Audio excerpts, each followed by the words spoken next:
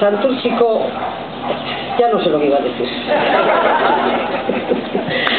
Dios, a los santurzanos,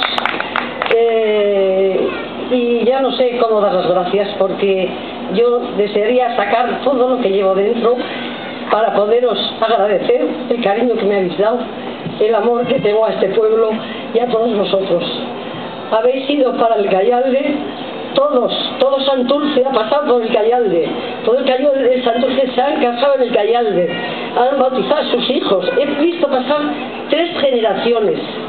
Entonces os podéis imaginar la cantidad de amigos que tengo en Santurce, la cantidad de gente que yo creo que me quiere y que yo les quiero. Entonces, ¿qué os voy a decir? Mi vida, mi historia está aquí, muy cerquita. He dedicado muchísimas horas, pero no me importa, porque de ello he recibido todo lo que tengo. Tengo una familia un poco reducida hoy, pero no importa, os tengo a todos vosotros y no os podéis, no os quepa la menor duda que seguirá siendo. Y lo digo además de todo corazón, porque creo que de los que me conocéis bien lo sabéis de verdad. Santurzanos, sois para mí lo mejor del mundo.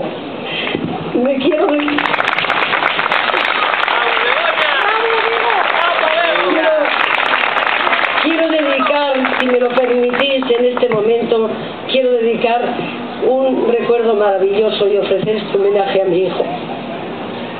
Pero sé que está ahí, y él estaría en estos momentos en algún rincón, porque no se atrevería a estar delante de todos, pero sé que hubiera estado ahí y sé que me está oyendo y estará muy contento.